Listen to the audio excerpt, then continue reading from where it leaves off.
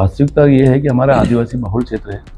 पलायन के लिए गुजरात महाराज जाते तो महिलाओं का वहाँ शोषण हो जाता है, महिलाओं का वहाँ महिलाओं का बलात्कार हो जाता है, महिलाओं का अपहरण हो जाता है।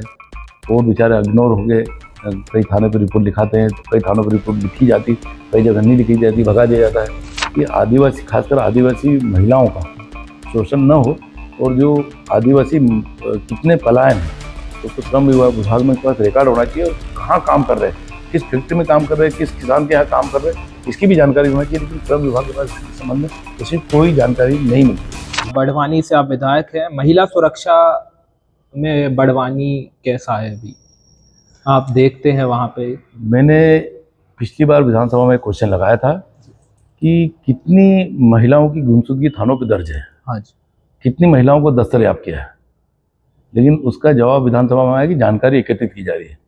वास्तविकता ये है कि हमारा आदिवासी बहुल क्षेत्र है। पलायन के लिए गुजरात महाराज जाते तो महिलाओं का वहाँ शोषण हो जाता है, महिलाओं का वहाँ महिलाओं का बलात्कार हो जाता है, महिलाओं का अपहरण हो जाता है। वो बेचारे इग्नोर हो गए, कई थाने पर रिपोर्ट लिखाते हैं, कई थानों पर रिपोर्ट लिखी जाती, कई जगह नहीं लिखी जाती, भगा दिया जाता है। तो ये जानकारी हो नहीं पा रही है। मेरा मानना है कि महिलाओं का ऊपर बड़ी संवेदनशील बात करते हैं, थाने पर आने के बाद तत्काल रिपोर्ट लिखने की बात है, लेकिन इतनी महिलाएं गुमशुदगी है तो उनकी महिलाओं की क्या स्थिति है, वो कहाँ है, वापस आई या नहीं आई, ये देखना चाहिए।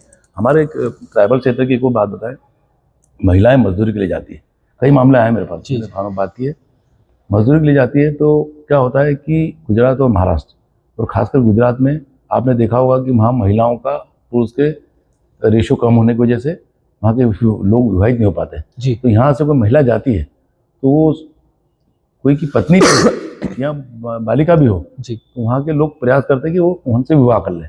अच्छा, ये महिलाओं को लालच देके या महिलाओं को बरगला कर वो ले जाते हैं जी। और उसके बाद यदि बालिग है महिला तो उसका स्टेटमेंट लिख लेते हैं और कहते थे तो उसमें राजी मर्जी चली गई। तो क्या गरीब महिलाएं अपने पति के साथ मजदूरी के लिए जाती है तो वो क्या होता है कि वहाँ पर उसको प्रलोभन देके, लालच देके उसको ठग लिया जाता है जी। क्योंकि क्या होता है कि वहाँ देखते हैं महिलाएं भी सोचती कि इसके पास सुविधा ज़्यादा है तो उसको पति को त्याग देती है, ऐसी घटनाएं होती है जी। तो इसमें कठोर नियम होना चाहिए कि आदिवासी, खासकर आदिवासी महिलाओं का शोषण न हो और जो आदिवासी कितने पलायन हैं उसको श्रम विभाग में पास रिकॉर्ड होना चाहिए और कहाँ काम कर रहे हैं, किस फैक्ट्री में काम कर रहे हैं, किस किसान के यहाँ काम कर रहे हैं, इसकी भी जानकारी होना चाहिए। लेकिन श्रम विभाग के पास इस संबंध में ऐसी कोई जानकारी नहीं मिलती है जी।